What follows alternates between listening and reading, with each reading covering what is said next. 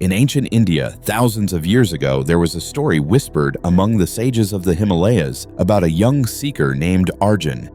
He wasn't a warrior like his namesake in the Mahabharata. He was an ordinary man, a merchant's son who felt trapped in a life that seemed smaller than his soul. Every morning, he would wake before dawn and walk to the riverbank, watching the water flow and wonder why his life felt so stagnant. One day, an old sadhu approached him and said something that changed everything. "You are not watching the river, Arjun. You are the river, and you flow through many channels simultaneously. The question is, which channel are you choosing to experience?"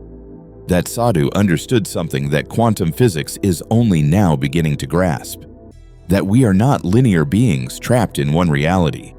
We are quantum entities, existing in multiple states, multiple possibilities, multiple timelines all at once. And the ancient wisdom traditions knew this. They called it Maya, the illusion of separation. They understood that consciousness wasn't confined to this body, this moment, this single thread of experience. They knew what modern science is now proving, that you are quantum entangled with every version of yourself that could ever exist. And here's what that means for you right now, sitting there wondering if your life can really change. It means that the version of you living your dream life isn't a fantasy. It's not wishful thinking. It's a quantum reality that already exists, and you're already connected to it. The only question is whether you know how to access it. If you've been trying to manifest, trying to change your life, trying to break free from patterns that keep repeating, and nothing seems to work, it's not because you're doing it wrong. It's because you're operating from an outdated model of reality. You're trying to push through barriers that don't actually exist. You're trying to travel from point A to point B when quantum physics shows us that you're already at every point simultaneously. This is where quantum entanglement becomes your most powerful tool.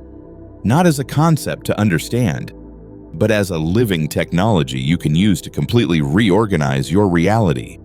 Because when you understand how entanglement actually works, when you see how your consciousness is already linked to every possible version of you, manifestation stops being about creating something new. It becomes about tuning into what already exists. Think about this for a moment. Right now, as you're listening to these words, there are infinite versions of you existing in the quantum field. There's a version who already has the relationship you dream of. There's a version who's already financially free. There's a version who's already healed, already confident, already living in complete alignment with their purpose. These aren't theoretical possibilities. According to quantum mechanics, these are actual states that exist in superposition until they're observed, until they're chosen, until they're collapsed into experience. But here's where most people get stuck. They think quantum jumping is about visualizing hard enough, or believing hard enough, or somehow forcing themselves into a new reality through sheer will. That's not how quantum mechanics works. That's not how consciousness works. That's definitely not how entanglement works. Quantum entanglement is far more subtle and far more powerful than that. When two particles become entangled, they share a quantum state. Change one and the other changes instantly, regardless of distance. This isn't philosophy. This is proven science. Einstein called it spooky action at a distance because it defied everything we thought we knew about how reality worked. Now here's the breakthrough insight that changes everything. You are not separate from the quantum field. You are the quantum field experiencing itself as you. And through the phenomenon of quantum entanglement, you are already connected to every possible version of yourself. The you that's struggling and the you that's thriving aren't in different universes. They're different quantum states of the same consciousness, your consciousness. The ancient Indian sages called this Brahman, the unified field of consciousness from which all reality emerges. They understood that separation is the illusion and connection is the truth. They knew that when you change your state of consciousness, you don't just change your internal experience. You change which version of reality you're tuned into. But knowing this intellectually isn't enough. You need to understand the mechanics of how to actually use this, how to consciously disentangle from the version of you that's creating your current reality and re-entangle with the version that's already living your dreams. Let me explain exactly how this works. Your current reality isn't random. It's not punishment. It's not even karma in the way most people understand it. Your current reality is the quantum printout of your dominant state of consciousness. Every thought you think, every emotion you feel, every belief you hold is a quantum event that influences which version of reality you experience. Most people are quantum entangled with a version of themselves that's operating from survival mode, from lack, from fear, from the patterns they inherited from their family, their culture, their past experiences. They're not consciously choosing this entanglement. It's just the default setting they've never questioned. But here's what changes everything. Quantum entanglement isn't permanent. It's dynamic. It shifts based on observation, based on attention, based on consciousness. And you have the power to consciously choose what you're entangled with. This is what the ancient practice of yoga was really about. Not just physical postures, but the yoking of consciousness to chosen states of being. The word yoga literally means union, and the deepest teaching was about consciously uniting with higher aspects of yourself. They were teaching quantum entanglement thousands of years before we had the science to explain it. So, how do you actually do this? How do you break entanglement with the version of you that's creating limitation and form new entanglement with the version that's already free? First, you need to understand that your current identity isn't who you are. It's who you've been quantum entangled with. Every morning when you wake up, you unconsciously sync back up with the same quantum state, the same identity pattern, the same vibrational frequency that created yesterday's reality. You literally quantum jump back into your problems, back into your limitations, back into your familiar self. But what if you didn't?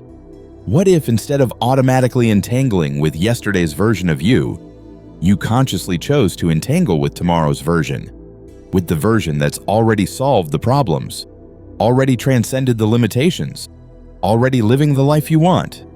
This is where the real practice begins. And it's not what most people expect. It's not about forcing new thoughts or suppressing old ones. It's about changing the observer. Because in quantum mechanics, the observer determines the outcome. Change the observer and you change what's observed. Right now, you're observing your life through the eyes of who you think you are, through the filters of your past experiences, your learned limitations, your inherited beliefs. But that observer isn't fixed. It's a choice you're making moment by moment, a quantum entanglement you're reinforcing through repetition. To quantum jump effectively, you need to shift the locus of observation. You need to start observing your life through the eyes of the version of you that's already living your dreams. This isn't pretending. This isn't fake it till you make it. This is accessing a quantum state that already exists and making it your new point of reference. Here's a practical way to begin. Every morning, before you fully wake up, in that liminal space between sleep and waking, you have a unique opportunity. Your brain is in a theta state, the same state that deep meditators achieve. In this state, you're most quantum fluid, most able to shift between different versions of yourself. Instead of reaching for your phone, instead of immediately thinking about your problems, use this moment to consciously choose your quantum entanglement for the day. Ask yourself, if I were already living my ideal life, how would I wake up? What would my first thought be? How would my body feel? What would I be grateful for? Don't just think about it. Feel it. Embody it. Let your consciousness fully entangle with that version of you. Because remember, in quantum mechanics, observation creates reality, and your consciousness is the ultimate observer. Throughout history, the mystics and sages who achieved what seemed like miraculous transformations weren't breaking the laws of physics. They were using them. They understood that consciousness is the creative force of the universe, and they learned how to wield it with precision.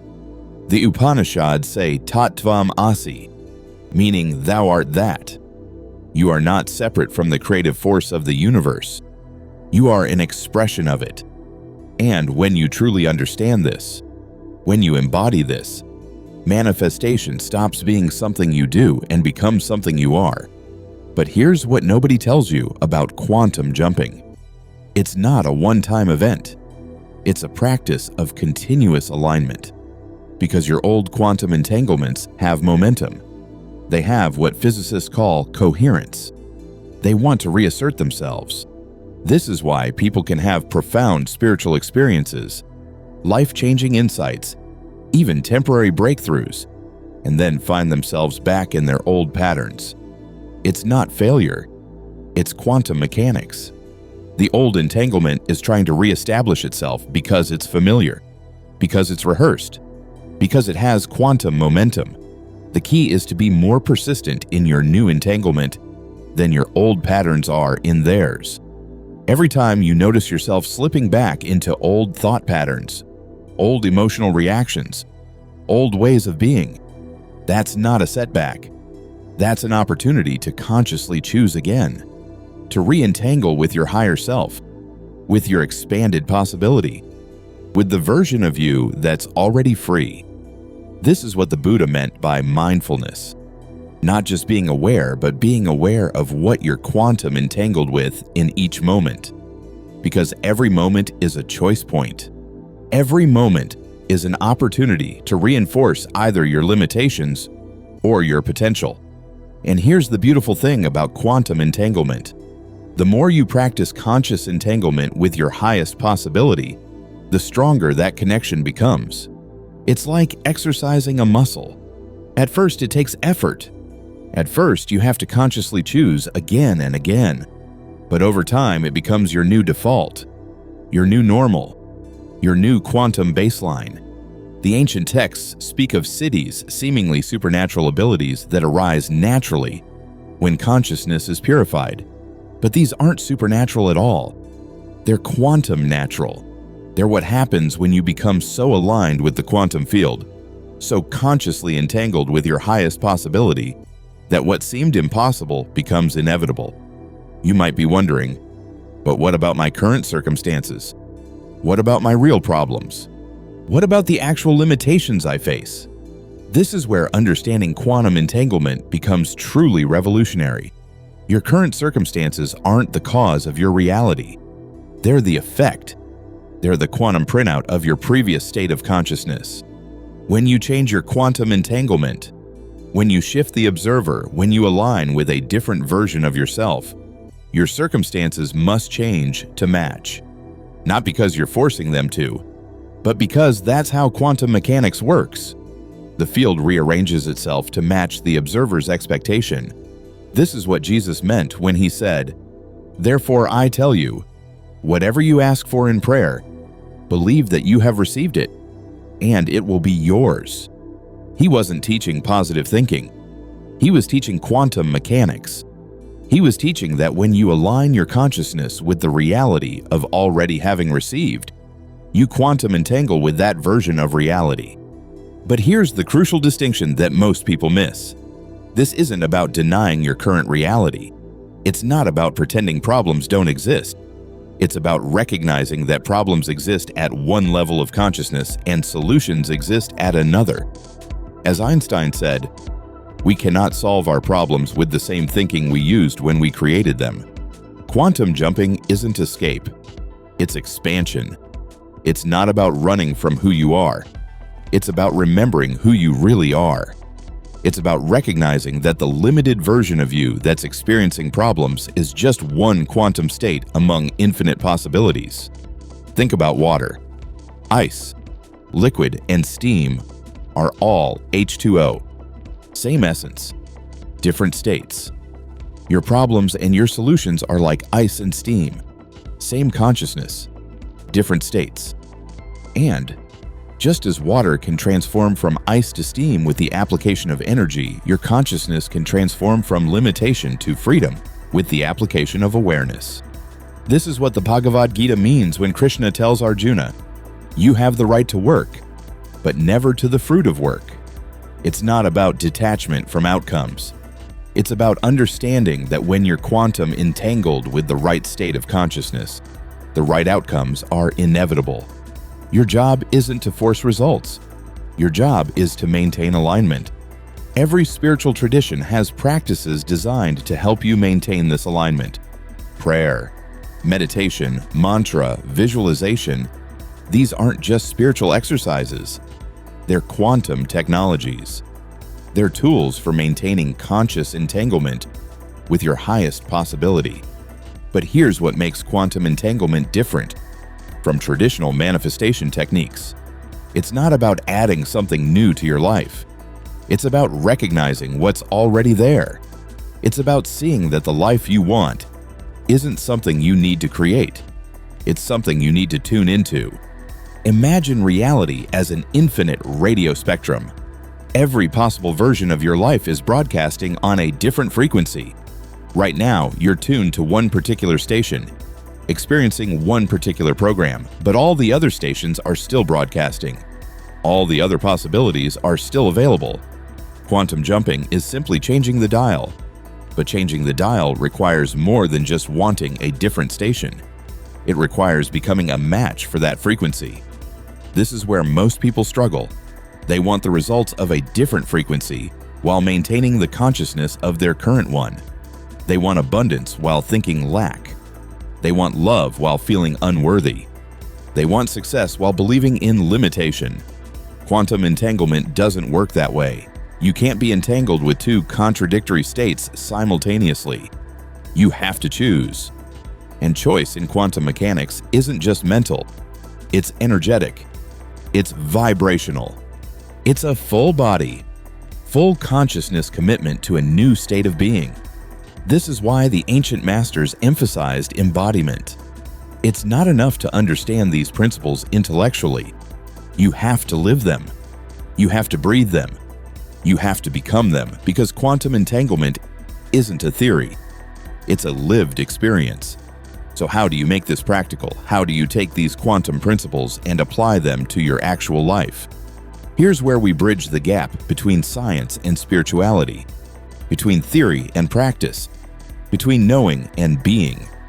First, recognize that every moment is a quantum moment. Every choice is a quantum choice.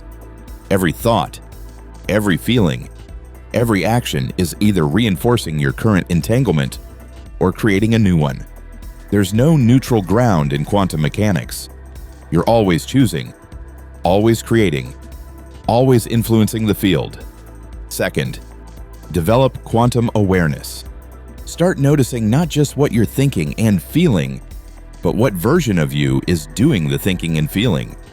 Is it the limited you, the fearful you, the small you, or is it the expanded you, the confident you, the infinite you? Because the version of you that's observing determines what's observed. Third, practice quantum coherence. This means aligning all aspects of yourself, thoughts, emotions, actions, energy, with the version of reality you want to experience. It's not enough to think abundant thoughts if you're feeling lack. It's not enough to visualize success if you're acting from failure.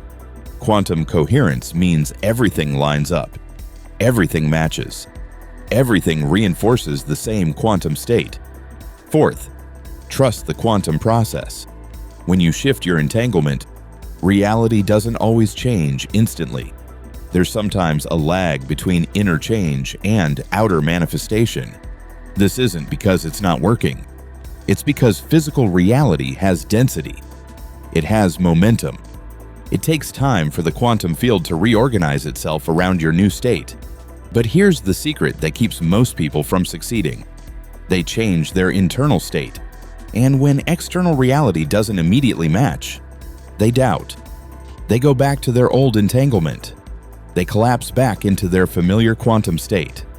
And then they wonder why nothing changes. The masters knew better. They understood that once you've made a quantum shift, you must hold that new state regardless of external appearances. You must trust the process.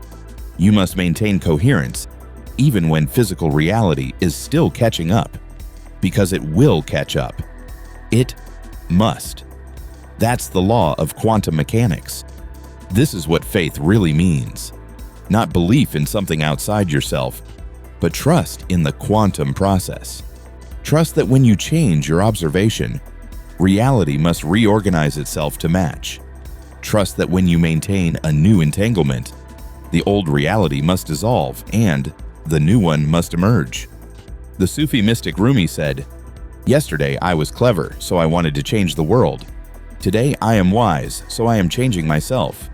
He understood that you don't change reality by fighting against it. You change reality by changing your relationship to it, by changing what you're quantum entangled with. As you practice this, as you become more skilled at conscious quantum entanglement, you'll notice something remarkable happening. Life stops feeling like a struggle and starts feeling like a dance. Problems stop being obstacles and start being opportunities for greater alignment. Challenges stop being threats and start being invitations to expand. This is the state the Zen masters call effortless effort. It's not that you stop taking action. It's that your actions arise naturally from your aligned state. You're no longer pushing against reality. You're flowing with it. You're no longer trying to force outcomes. You're allowing them to emerge. And this brings us to perhaps the most profound aspect of quantum entanglement. When you truly understand it, when you truly embody it, you realize that you're not just connected to different versions of yourself. You're connected to everything, to everyone, to the entire quantum field of consciousness itself. The ancient Indian concept of Indra's net describes this perfectly. It speaks of an infinite net where at each intersection hangs a jewel, and each jewel reflects every other jewel. Change one and you change the reflection in all. This isn't just poetic metaphor. This is quantum reality. This is how consciousness actually works. When you quantum jump, when you shift your entanglement, when you align with a higher version of yourself, you're not just changing your own reality. You're influencing the entire field. You're creating ripples that affect everyone and everything you're connected to. This is why personal transformation is never just personal. This is why when you heal yourself, you help heal the world. This is why your quantum journey matters not just for you, but for the collective evolution of consciousness itself. So as you go forward from here, as you begin to practice conscious quantum entanglement, remember this: you are not alone in this journey. You are supported by the entire quantum field. You are connected to infinite intelligence, infinite possibility, infinite love, and the version of you that's already living your dreams. They're not in some distant future. They're right here, right now, waiting for you to recognize them, to choose them, to become them. The river that Arjun watched all those years ago is still flowing, but now you understand what the sadhu meant. You are the river. You are all possible flows, all possible directions, all possible destinations. The only question is, which current will you choose to experience? Your quantum journey begins now, not tomorrow, not when conditions are perfect, not when you feel ready. Now, in this moment, with this breath, with this choice. Because in the quantum field, now is the only time that exists. And in this eternal now, you have the power to consciously choose which version of you gets to live this precious life. The ancients knew this truth. Quantum physics confirms it. And now you know it too. You are not bound by your past. You are not limited by your circumstances. You are not separate from your dreams. You are a quantum being with the power to consciously choose your reality. So choose wisely. Choose consciously. Choose with the full power of your quantum nature, because the universe is waiting to reflect back to you whatever you're truly entangled with. And the life you've always dreamed of? It's just one quantum jump away.